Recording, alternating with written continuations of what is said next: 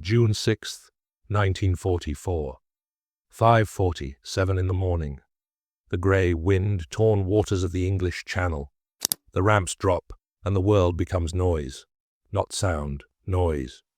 The kind that doesn't register as individual gunshots or individual explosions anymore, but fuses into one unbroken wall of violence so total, it vibrates inside your teeth, inside your skull, inside the cavity of your chest, where your lungs are trying to remember how to breathe. Private Garland Fraser of the Queen's Own Rifles of Canada is standing in the belly of a landing craft assault, packed shoulder to shoulder with 35 other men. The craft bucks hard against a wave. Salt water sprays over the gunwale. A man beside him vomits for the fourth time. Fraser doesn't notice. His eyes are locked forward. His fingers are white around the stock of his Lee Enfield rifle, and the only thought cycling through his mind, over and over, like a scratched record, is a single word. Move. That was the instruction. That was what the sergeants had drilled into them during the long, brutal months of training on the English coast. When the ramp falls, you do not stop. You do not crouch. You do not look for cover on the open sand, because there is no cover on the open sand. You move. You sprint. You claw your way to the seawall, or you die in the surf. And if the man beside you falls, you do not stop for him, because stopping means 2 dead men instead of 1. The ramp crashes down into knee-deep water. A nan-white beach. A sub-sector of Juneau opens its mouth. MG-40. 2 fire rakes the waterline from a concrete pillbox set into the dunes at a slight elevation. The cyclic rate of a German MG-40 2 is roughly 1,200 rounds per minute. That is 20 bullets per second. The sound it makes is not the rhythmic tat, tat, tat of the movies. It is a sustained, tearing rip, like God dragging a zipper across the sky. And it is aimed directly at the ramp. The first 3 men out of Fraser's craft are hit before their boots touch sand. They crumple into the surf. The water around them turns pink, then red. Fraser doesn't stop. He cannot stop. His body is moving on something deeper than courage, something mechanical, something installed into his nervous system by months of repetition. He is waist deep, then knee deep, then running. Legs heavy with soaked wool, boots sinking into the soft, wet sand. Rounds snapping past his ears like hornets made of lightning. Juneau Beach is 7 miles wide, and along its entire length, this scene is repeating, in different forms, at different intensities, but with the same brutal arithmetic. The 3rd Canadian Infantry Division, supported by the 2nd Canadian Armoured Brigade, is assaulting one of the most heavily fortified stretches of Hitler's Atlantic Wall. The Germans have had 4 years to prepare this coastline. Concrete casements, interlocking fields of fire, underwater obstacles tipped with telemines, Belgian gates, heavy steel frames designed to rip the bottoms out of landing craft, and behind it all, pre-registered mortar and artillery fire, zeroed onto the exact patches of sand where the Allied planners knew the troops would have to land. The Canadians knew all of this. They had studied the aerial photographs. They had rehearsed on mock beaches. Their commanders, men like Major General Rod Keller, commanding the 3rd Division, had briefed them plainly. Casualties in the first wave would be severe, perhaps 40%, perhaps higher. The mathematics of an opposed amphibious landing are unforgiving. You are delivering men onto a flat, open surface against an entrenched enemy firing from elevated, concealed positions. Every tactical advantage belongs to the defender. And for the first 90 minutes, the mathematics hold. At Berniers-sur-Mer, The Queen's Own Rifles suffer the highest single company casualty rate of any unit on D-Day. B Company loses nearly half its men in the first few minutes. At Courcelles, Sir Mer, the Royal Winnipeg Rifles wade into a storm of enfilade fire from pillboxes on both flanks. At St. Aubin, Sir Mer, the North Shore New Brunswick Regiment fights a savage room battle through a fortified strongpoint that was supposed to have been destroyed by naval bombardment, but stands largely untouched. The blood cost is staggering, and yet something is happening that the casualty figures alone do not explain. The Canadians are not stopping. 70 miles away, behind the stone walls and guarded corridors of Southwick House near Portsmouth, the nerve center of Operation Overlord hummed with controlled anxiety. This was Supreme Headquarters, Allied Expeditionary Force, and inside its map room, the fate of the free world was being tracked in grease pencil on acetate overlays. Officers moved between communication stations and the massive wall-mounted map of Normandy. Couriers arrived with decoded signals from the beachheads. Phones rang incessantly. The air was thick with cigarette smoke and the sour undercurrent of sweat, the smell of men who had not slept in 36 hours and would not sleep for another 20. General Dwight D. Eisenhower was not in the map room at that moment. He had retreated briefly to his private quarters after the initial landings, carrying with him the handwritten note he had drafted the night before, the one accepting full blame should the invasion fail. That note sat folded in his wallet. He had not thrown it away. But in the map room itself, senior American and British officers stood shoulder to shoulder, watching the picture develop. And the picture, in those early hours, was deeply troubling. Omaha Beach was a catastrophe unfolding in real time. The U.S. 1st and 29th Infantry Divisions had landed into a killing ground. The preliminary naval and air bombardment had largely missed the German defenses. The D.D. Sherman tanks, the amphibious Shermans, meant to provide armored support from the waterline, had been launched too far out in heavy seas. 27 of 32 tanks in one battalion sank. They went straight to the bottom of the channel, their crews trapped inside steel coffins. The infantry hit the beach without armor, without effective suppression, and walked into overlapping fields of fire from the bluffs. By mid-morning, the situation at Omaha was so dire that General Omar Bradley, commanding the U.S. First Army from the cruiser USS Augusta, seriously considered abandoning the beach entirely and diverting follow on waves to Utah or the British sectors. Utah was better. The 4th Infantry Division had landed slightly off target, which paradoxically placed them on a less defended stretch. Casualties were comparatively light, but progress inland was uncertain, and contact with the airborne divisions dropped behind the beach was intermittent at best. Gold and Sword. The British beaches were contested.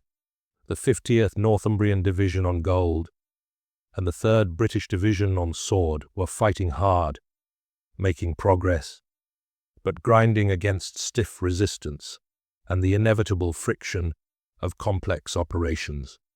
Then a signals officer pinned a new marker on the Juno Beach sector. It was farther inland than any other marker on the map.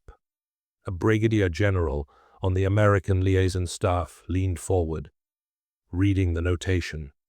He turned to a British colonel beside him. "Is that correct?" The colonel checked the decoded signal against the grid coordinates. "Confirmed. Elements of the 3rd Canadian Division. They've passed through Berniers and are pushing toward Benny, Sir Mer. Forward companies are approaching the Caen-Bayox Road." The Caen-Bayox Road? That's... The American officer paused, Calculating. That's nearly 6 miles inland, closer to 10 kilometers in some sectors. Silence. Brief, but heavy with implication. You must understand what this meant in the context of June 6th. The Allied plan, Operation Neptune, the assault phase of Overlord, had assigned each beach a series of phase lines, intermediate objectives that units were expected to reach by specific times. These lines had been drawn conservatively. The planners knew the chaos of an amphibious assault. They knew that units would be disorganized, that leaders would be killed, that timetables would collapse under the weight of reality. Reaching the final day objective line, the most ambitious target, was considered optimistic. Reaching it on the first day was considered unlikely.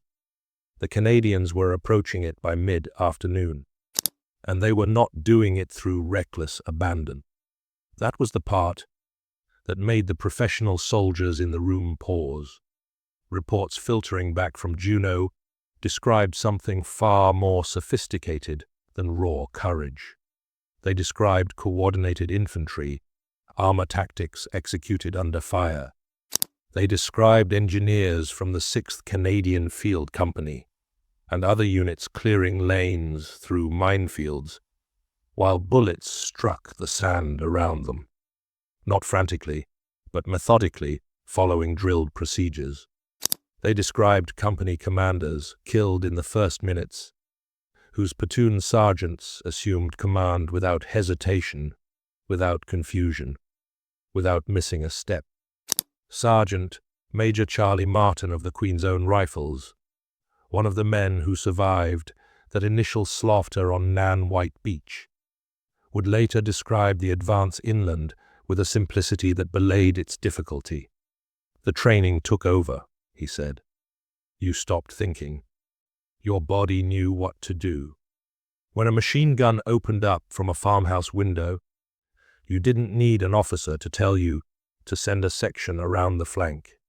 You just did it, because you'd done it 500 times on the training grounds in England.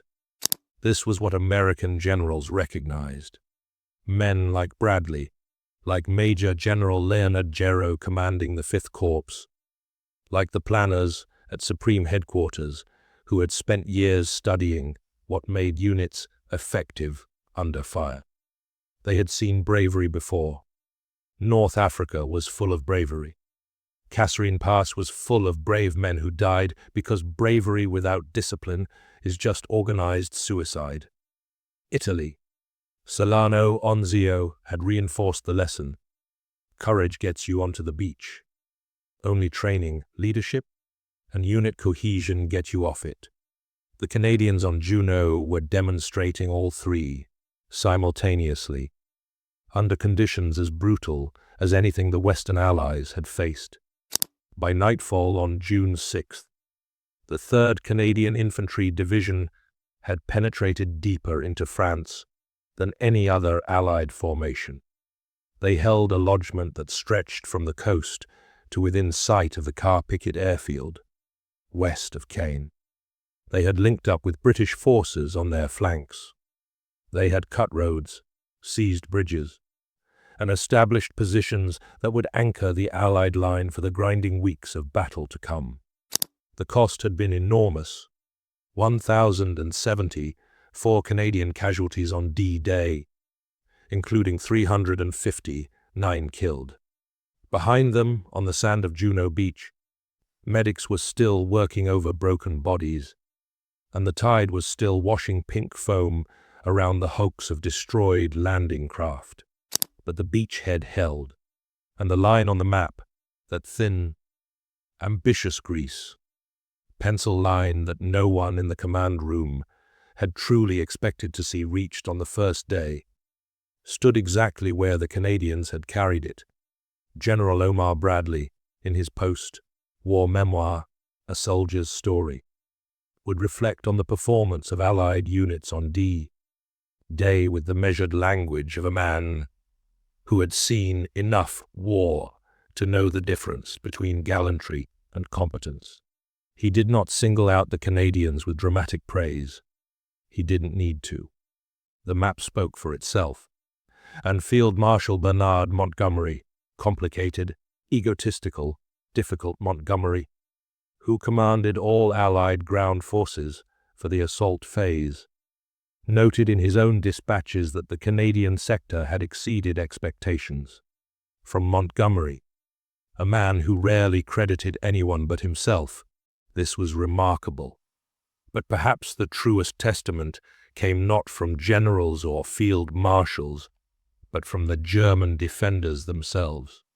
Prisoners taken from the 700th and 16th Infantry Division and elements of the 21st Panzer Division in the days following D-Day expressed a consistent sentiment in their interrogation reports. They had not expected the Canadians to keep coming. They had watched their machine guns cut down the first wave. They had seen bodies pile at the waterline. They had believed, for a few brutal minutes, that the defense was holding. And then the next wave came, and the next. And the men who survived the first minutes did not cower behind obstacles. They moved. They flanked. They threw grenades into embrasures and cleared trenches with bayonets and rifle butts. They fought with a cold, systematic ferocity that was more frightening than any blind charge, because it did not stop, and it did not break, and it did not make mistakes born of panic. By evening, those German defenders were dead, captured, or retreating, and the Canadians were miles inland, digging foxholes in French farmland, preparing for the counterattack they knew would come with the dawn.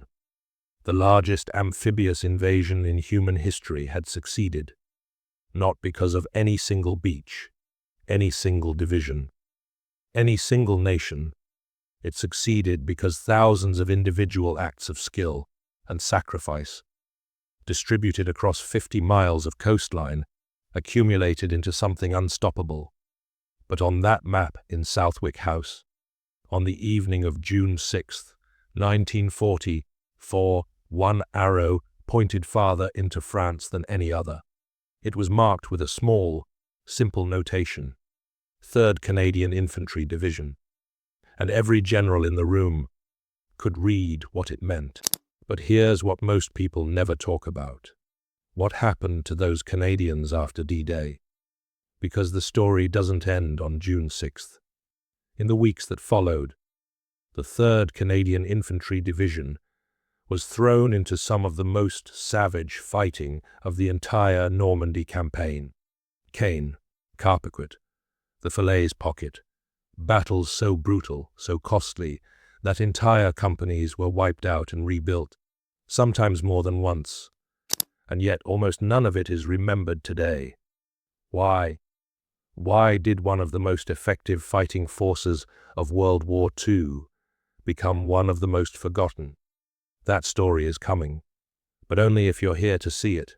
Subscribe to WW2 Forgotten 45 and hit the bell, because the history no one taught you is the history that matters most.